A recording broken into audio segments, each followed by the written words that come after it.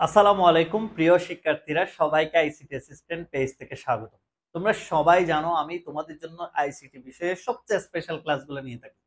যারা আমাদের ক্লাসে নতুন তারা চাইলে আমাদের পেজটা ফলো দিয়ে রাখতে পারো আর বন্ধুদের সাজেস্ট করতে পারো। আজকে আমরা সবচেয়ে গুরুত্বপূর্ণ তিনটা সূত্র নিয়ে এসেছি। তিনটা সূত্রই হচ্ছে বুলিয়ান অ্যালজেব্রার সবচেয়ে গুরুত্বপূর্ণ সূত্র। একটা হচ্ছে কি এ ডাবল বার সমান এ প্রমাণ করো, আরেকটা হচ্ছে এ প্লাস এ বার সমান ওয়ান কিভাবে হয় সেটা প্রমাণ করো, আরেকটা হচ্ছে এ ডট এ বার অর্থাৎ এ এন্ড এ বার সমান জিরো সেটা কিভাবে হয় সেটাও প্রুভ করো।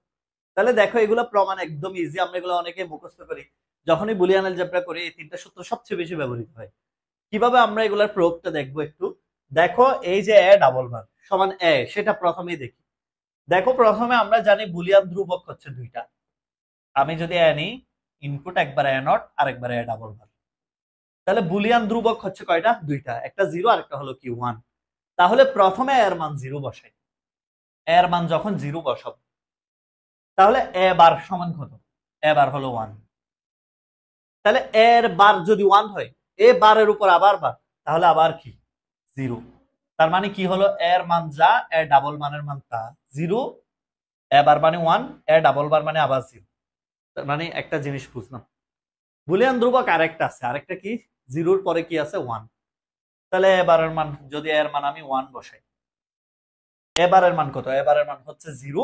আবার জিরো হলে এটা আবার কি হয়? ওয়ান হয়। তাইলে এখান থেকে লক্ষ্য করো তো সবাই, এখান থেকে লক্ষ্য করো তো এর মান যা, এ ডাবল মানের মানও তা।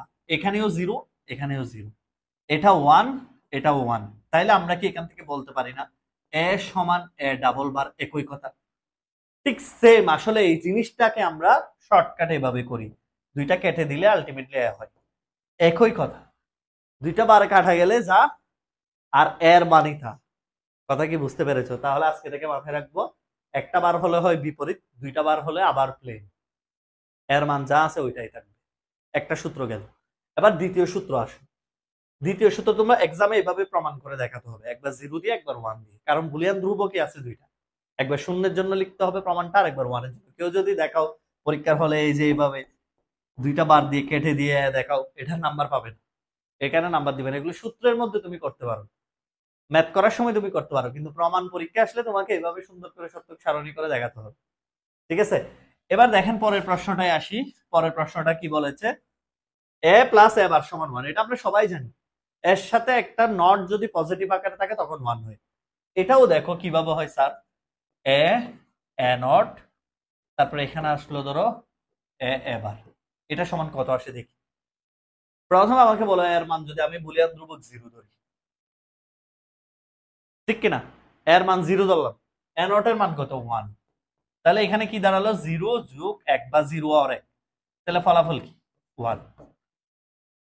জিরোর সাথে ওয়ান যোগ করলেও ওয়ান, অর করলেও ওয়ান।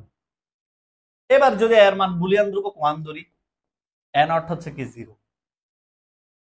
এখন আবার এখানে কি আসলো? এর মান ওয়ান, এন অর্থ হলো জিরো, তাও ফলাফল ওয়ান। দেখো দুইটা বুলিয়ান ধ্রুবক আছে, দুইটা ক্ষেত্রেই এ অর এ বার সমান কি আসে? উত্তর কি আসে? ওয়ান আসে। জিরো ধরলেও ওয়ান আসে, ওয়ান ধরলেও ওয়ান আসে। তার মানে বুলিয়ান ধ্রুবক জিরো ধরে ম্যাথ করলেও দেখি এ প্লাস এ বার সমান ওয়ান আসে। বুলিয়ান ধ্রুবক এক ধরে উত্তর করলেও দেখি এ প্লাস এ বার সমান কি আসে? ওয়ান আসে। এই জন্য এটা হচ্ছে একটা এস্টাবলিশড মৌলিক উপপাদ্য। ঠিক আছে? এ প্লাস এ বার সমান হলো ওয়ান। এবার পরের প্রশ্ন আসি। এ ডট এ বার সমান জিরো, সেটা কিভাবে হয়? এটাও সেম, তুমি জিরো আর ওয়ান দিয়ে চেক করবা। কিভাবে চেক করবা স্যার? এদিকে আসেন।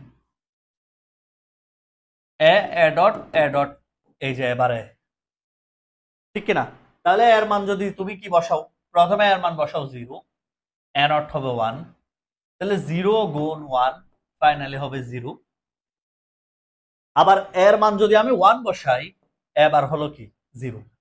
তাহলে ওয়ান আর জিরো কে গুণ করলে আলটিমেটলি ফলাফল জিরো। তাইলে আমি যেভাবে ম্যাথটা করি না কেন, বুলিয়ান ধ্রুবক যাই বসায় না কেন, জিরো বা ওয়ান উত্তর সবসময় কি আসে? জিরো আসে। এটাও এস্টাবলিশড একটা মৌলিক উপপাদ্য। তাহলে এ ডট এ নট মানে ফলাফল আসবে কি? জিরো। তাহলে দেখো যখন জিরো বসাই তখনও আসে জিরো, যখন ওয়ান বসাই তখনই আসে জিরো। ঠিক সেম এভাবে বিশ্লেষণ করে করে যদি তুমি আইসিটি শিখতে চাও, তাহলে তোমাকে অবশ্যই আইসিটি অ্যাসিস্ট্যান্টের বই দুইটা পড়তে হবে, এবং সেই সাথে আমাদের অনলাইন অফলাইন ক্লাসগুলো করতে পারো। আর হ্যাঁ, আমাদের অফলাইন ব্যাচ হচ্ছে কি চকবাজার চট্টগ্রাম। ইনবক্সে যোগাযোগ করলে ডিটেলস বলে দেওয়া হবে। সবার জন্য শুভকামনা রইলো। দেখা হচ্ছে ক্লাসে। আসসালামু আলাইকুম।